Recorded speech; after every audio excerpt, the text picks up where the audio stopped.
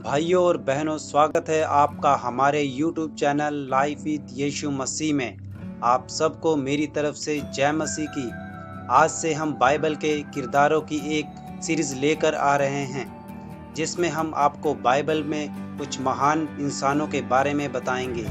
आज हम बात करने वाले हैं नूह और उसके जहाज की। सब बातों को हम बाइबल में से देखेंगे। तो चलिए हम शुरू करते हैं।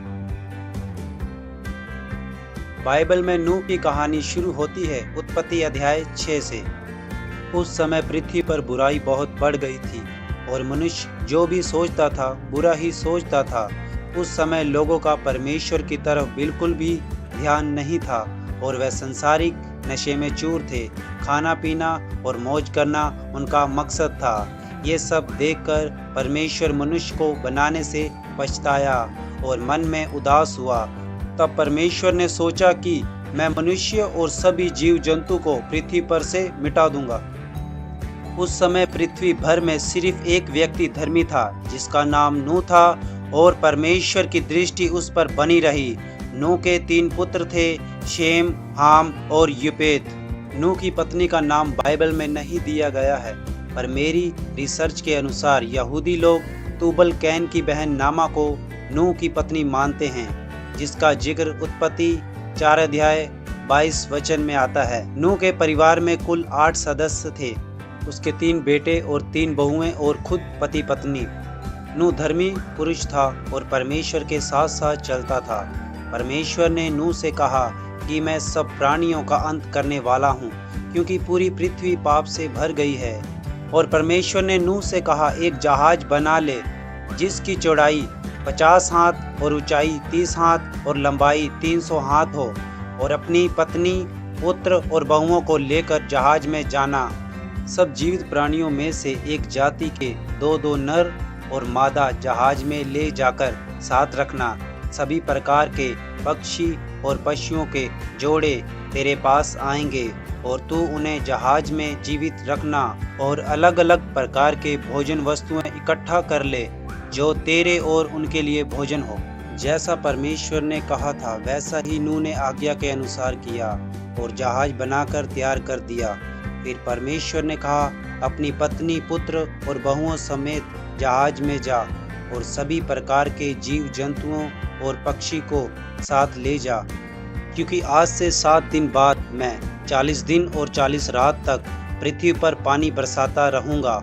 और नूह ने वैसा ही किया और परमेश्वर ने जहाज का दरवाजा बंद कर दिया। नूह की आयु 600 वर्ष की थी जब जल प्रलय आ गया। उसी दिन आकाश के झरोखे खुल गए और वर्षा 40 दिन और 40 रात होती रही। पृथ्वी पर जल बढ़ने लगा और बड़े बड़े पहाड़ सब डूब गए। बाकी बचे जो भी प्राणी, जीव जंतु और पक्षी जल प्रलय से मर गए। केवल नूह और जो उसके साथ जहाज में थे बच गए, और जल पृथ्वी पर 150 दिन तक बना रहा। फिर परमेश्वर ने पृथ्वी पर हवा चलाई और जल सूखने लगा। जल प्रलय के 7वें महीने और 17वें दिन को जहाज एक अरारात नामक पहाड़ पर टिक गया, और 10वें महीने के पहले दिन पहाड़ की चोटियां दिखाई दी। फिर इसके 40 दिन बाद नूह ने एक कौवा उड़ा दिया, पर सूखी भूमि ना मिलने के कारण कौवा इधर उधर घूमता रहा। फिर उसने एक कबूतरी उड़ा दी, उसे भी कहीं पैर रखने की जगह ना मिली और वापस आ गई। फिर नूह ने 7 दिन बाद कबूतरी को उड़ाया और वह शाम के समय वापस आई। इस बार उसके मुंह में जैतून का नया पत्ता था, और नूह ने जान लिया कि जल पृथ्वी पर घट गया है और नए पौधे उग आए हैं। और फिर 7 दिन बाद उसने कबूतरी को उड़ा दिया। वह फिर कभी लौटकर उसके पास नहीं आई। और नूह ने जहाज की छत खोलकर क्या देखा कि धरती सूख गई है। और परमेश्वर ने नूह से कहा, अपने पुत्रों, पत्नी और बहुओं समेत बाहर निकल आ और जीव जंतुओं, पशु पक्षियों को बाहर निकाल ला। तब नूह ने परमेश्वर के लिए एक वेदी बनाई और शुद्ध पशुओं को लेकर होम बलि चढ़ाई।